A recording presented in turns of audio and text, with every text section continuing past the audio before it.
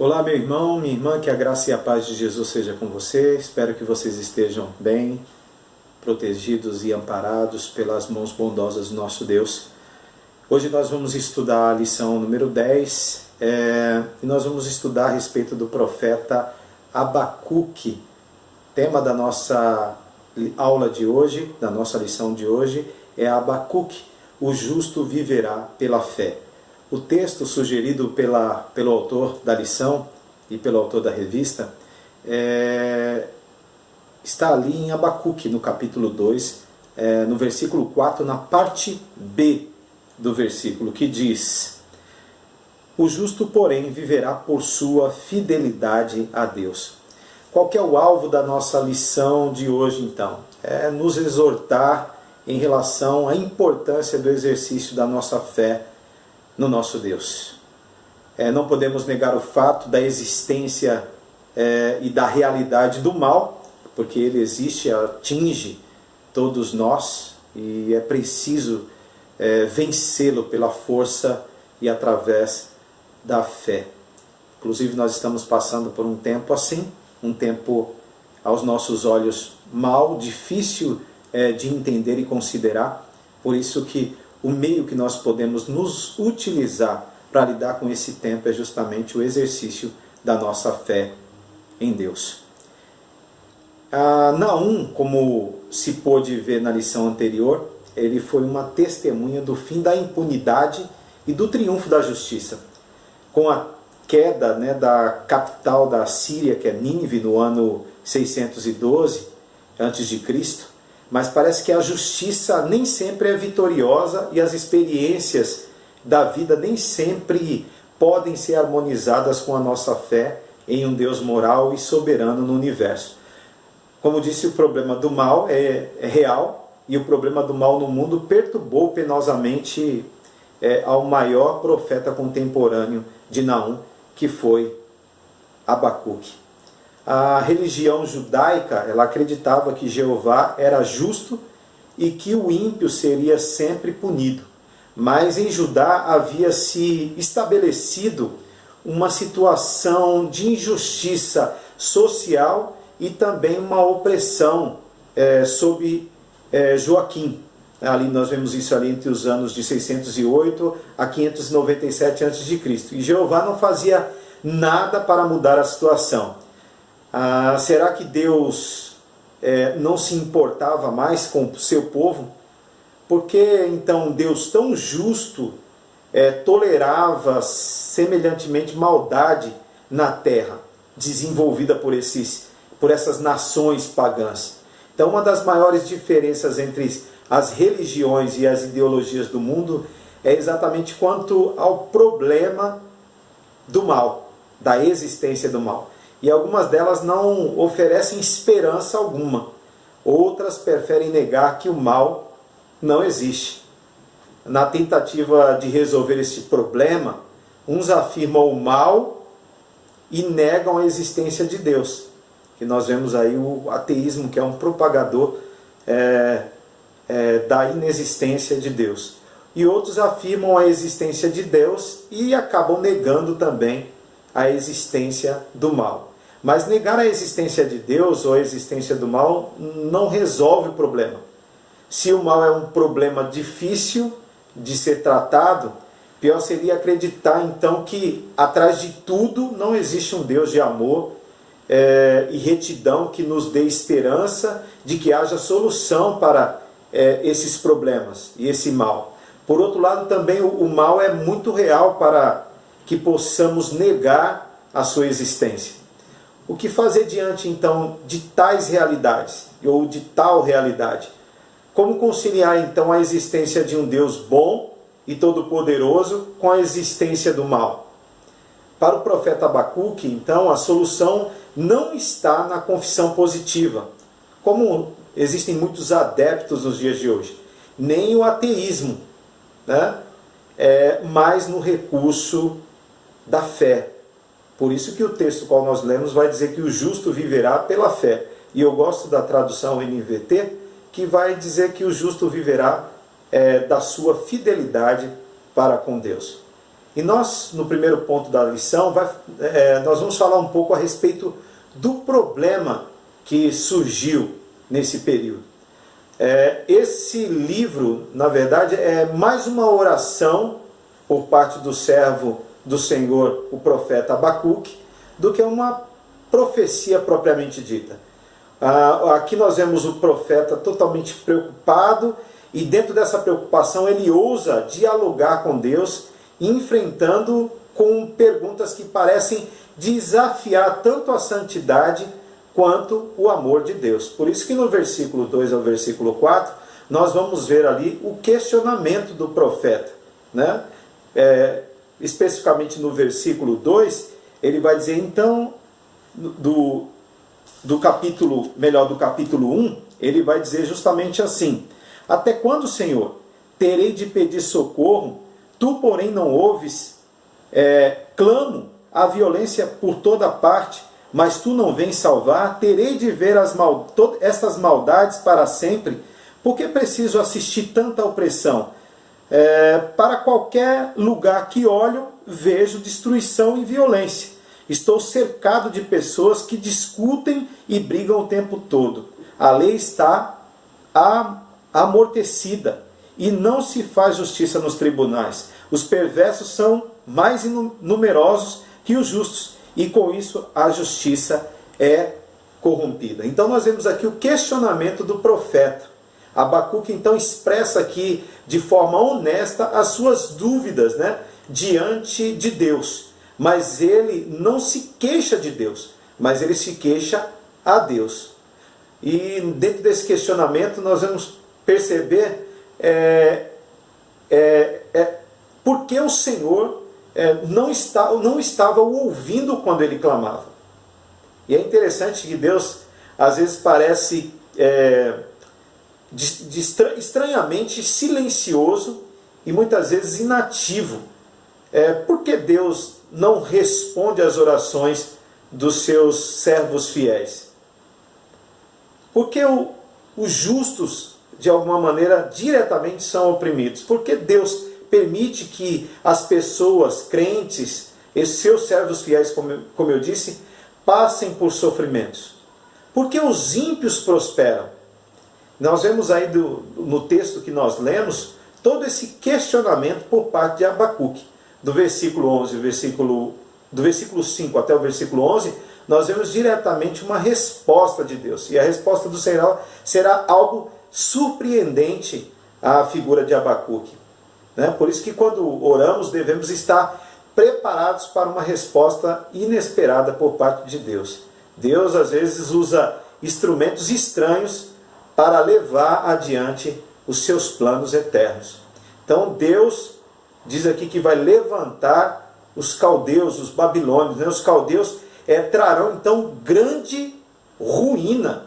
Nós vemos aqui do versículo 7 ao versículo 11. A resposta que Abacuque ouviu de Deus, então, era pior do que o problema que estava se apresentando diante dele. Abacuque então pediu justiça a Deus. Resolve então levantar um povo, porque Deus havia levantado então um povo pagão para marchar contra as cidades do profeta e destruí-la. No ponto 2 da nossa lição, vai falar justamente sobre a solução desse problema. Agora nós vamos acompanhar aqui o profeta para ver como ele resolve o problema. Dentro dos versículos 12 até o versículo 13, ele concentra em Deus em vez de se concentrar nos problemas. Concentrando-se em Deus ao invés de se concentrar nos problemas. Que sabia o profeta então acerca de Deus? Quando nós direcionamos os nossos olhares para Deus, para nos concentrar mais em Deus do que nos nossos problemas, é sinal que conhecemos a Deus. Então o que o profeta conhecia a respeito de Deus para centralizar-se muito mais nele do que nos próprios problemas? Porque ele sabia que Deus era eterno. E nada mais consolador do que lembrarmos de que nosso Deus está acima de todos os problemas. Ele é antes de tudo e reina na eternidade. O profeta conhecia também Deus como um ser autoexistente. O profeta sabe que Deus é o Senhor, porque ele usa o nome Jeová, que no hebraico quer dizer eu sou. Deus não depende de nada que acontece no mundo, mas é autossuficiente em si mesmo. É sobre essa rocha, então, que Abacuque coloca os seus pés e o problema começa a desaparecer. O profeta conhecia Deus, e pelo fato de conhecer a Deus, ele sabia que Deus era santo, e é santo. Por isso que no versículo 13 do capítulo 1, o texto vai nos dizer: mas tu és puro e não suportas ver o mal e a opressão. Né? Ele sabia que Deus era o Deus Todo-Poderoso. O profeta então está certo de que Deus pode todas as coisas e também poderia pôr fim a toda a maldade no mundo. Ele também conhecia sobre a fidelidade de Deus. Ele sabia que Deus é fiel, era fiel e é fiel. E no versículo 2 ele vai dizer: não morreremos. Deus havia feito então uma aliança com Abraão e ele não deixaria de cumprir o seu compromisso com aquela nação. O povo de Deus sempre pode dizer: não morreremos, mas viveremos.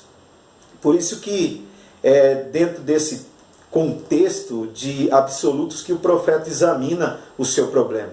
Assim também o crente de hoje ele deve considerar seus problemas sempre na perspectiva do caráter de Deus, no caráter perfeito de Deus. Podemos então confiar que a vontade de Deus ela é sempre perfeita, ela é boa, né? Ela é agradável e ela é sempre certa, e que Deus é um Deus que nunca ordena nada de errado, né? Ele então aqui assume uma atitude de vigilância e de fé, o profeta. Então a perplexidade mais profunda do profeta é porque Deus havia permitido que um povo idólatra, um povo pagão, subjugasse assim então o povo de Deus, né? O povo escolhido de Deus. Isso então aumentou ainda mais a carga do profeta. Por quanto tempo os caldeus então continuariam impunes? Não havia resposta, uma espécie de resposta clara. O que fez então o profeta? O profeta teve que esperar pacientemente e ser vigilante em Deus. A demora estava apenas no coração do homem, pois da parte de Deus tudo está transcorrendo de acordo com o seu plano, que é divino.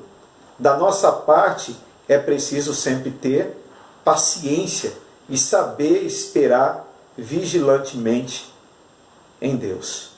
Então a resposta divina vem com uma visão, né? Nós vemos aí no capítulo 2, no versículo 2, que Abacuque publique, né, a todo mundo porque Jeová então domina este mundo. Nós vamos ver então aqui a visão que vai se cumprir dentro do tempo determinado. Nós vamos ver isso aí no capítulo 2, no versículo 3. O orgulho e a tirania não durariam para sempre. O justo, conforme o texto que nós lemos, precisava viver da sua fidelidade para com Deus, como também nos dias de hoje, né? Então os crentes eles devem confiar em Deus em toda a circunstância da vida e em cada época de crise que venhamos passar. Aí que precisa ser intensificado dentro de nós essa confiança, porque é Deus quem faz a história e dirige também todas as coisas. Diante disso, o que nos compete é confiar e esperar. Então ele espera a destruição do mal e a vitória final de Deus.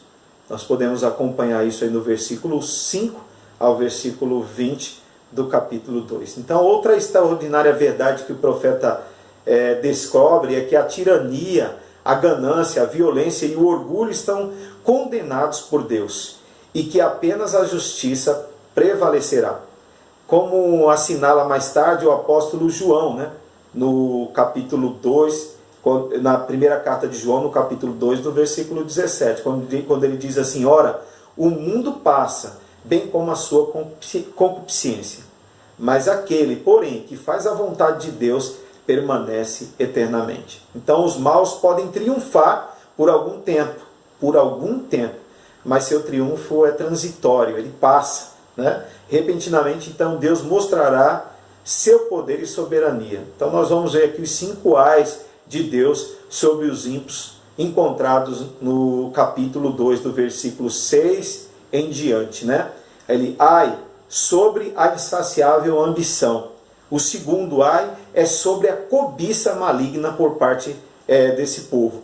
E o terceiro ai é sobre a injustiça e também sobre a maldade. Note no versículo 14, ele diz que um dia a terra se encherá do conhecimento e da glória de Deus. O maligno será aniquilado e lançado no lago de fogo, e tudo que se opõe a Deus será destruído. Como falei, será aniquilado.